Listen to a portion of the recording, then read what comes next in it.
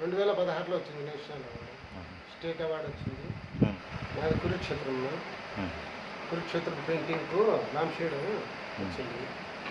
ఇంకోటి మౌనారి కుంజరం అని national award, ఇది స్టేట్ అవార్డు వచ్చింది.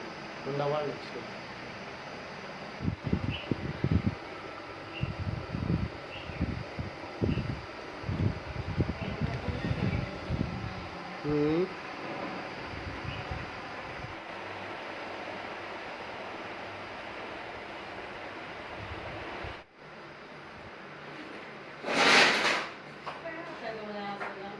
ఈ ఎక్స్పోర్ట్ ఎక్కడా లేదు, మన ఇండియాలోనే ఎక్స్పోర్ట్ ఏం లేదు, ఇంతవరకు ఎక్స్పోర్ట్ లేదు.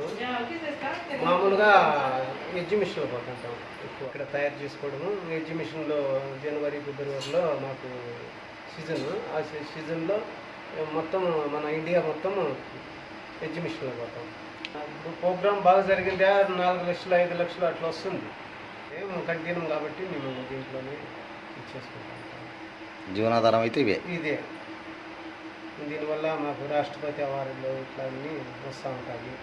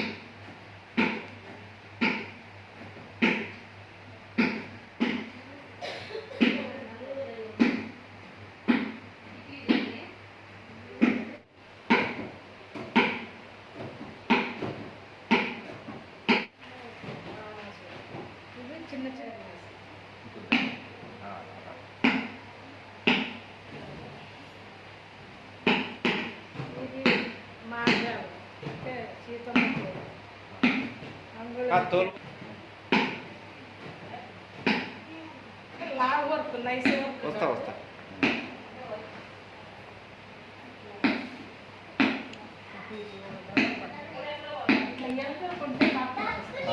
వెళ్తురు రామాయణంలో కట్టాలి.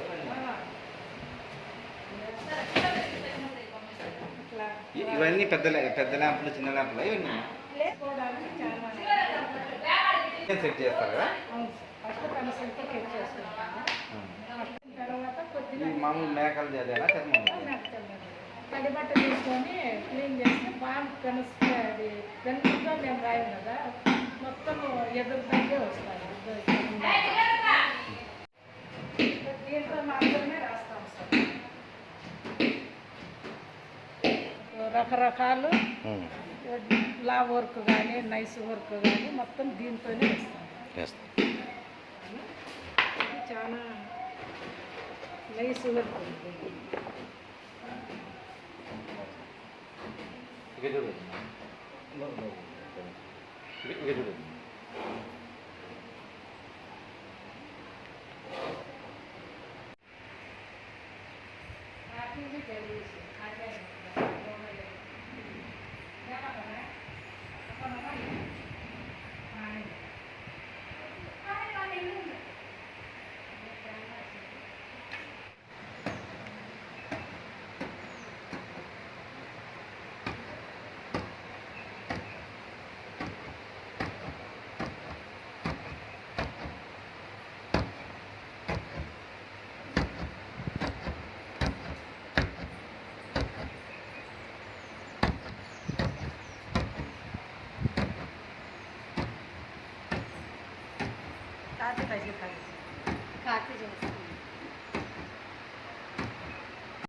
నమస్కారం. మా పేరు దళవాయి శివమ్మ. మాది సత్యసాయి జిల్లా ధర్మారం మండలం నిమ్మలకుంట గ్రామము. నేను తోలుబొమ్మలు తయారు చేస్తాను. తోలుబొమ్మల తయారీలో నేను ఈశ్వరూప హనుమాను, శ్రీకృష్ణ అవతారము, 2 పడవలు శిల్పగురువుకు పెట్టాము. కేంద్ర ప్రభుత్వము మా కళను గుర్తించి మాకు శిల్పగురువు అవార్డు ప్రకటించారు. ఇది ఇంకా అవార్డు ఏమీ ఇవ్వలేదు, వచ్చిందని సెలెక్ట్ అయిందని చెప్పారు, ప్రకటించారు. కేంద్ర ప్రభుత్వానికి నా ధన్యవాదాలు. గతంలో ఏమన్నా మీకు అవార్డులు వచ్చాయి? National award. ఎప్పుడు ఏ సంవత్సరం? నాకు నేషనల్ అవార్డు ఇప్పుడు డిసెంబర్ వస్తే 2 ఏళ్ళు అవుతుంది. నేను నేషనల్ అవార్డు తీసుకుని ఇంకా డిసెంబర్ రాలేదు.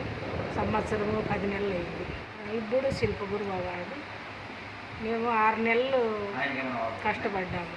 6 నెలల వరకు లెదర్ మీద అంతా తయారు చేసి విశ్వరూప హనుమాను 7 అడుగులు 7.5 అడుగు హనుమాన్ ఉంది. ఇంకా అది 3 చర్మాల్లో శ్రీకృష్ణ అవతారం అని 3 లెదర్లో ఒకటే స్టోరీ చేశాము. దానికి అవార్డు వచ్చింది. చాలా సంతోషం. మేము చిన్నప్పటి నుంచి ఈ పనే చేస్తూ ఉన్నాం సార్. మాకు పెళ్ళైనప్పటి నుంచి కూడా మా ఆయన వాళ్ళు ఈ పని చేసేవాళ్ళు. వాళ్ళని చూసి మేము, అలాగే మాకు చూసి మా పిల్లలు చేస్తారు. ఇది ఇంట్లో పని కాబట్టి ఒకరికొకరు గురువు అనేది ఏం లేదు. మేము బాతో ఒక స్టోరీ రాసుకోవాలన్నా కూడా రాముడు ఎట్లుంటాడు, సీత ఎట్లుంటుంది, రామాయణం గురించి రాసుకుంటాం.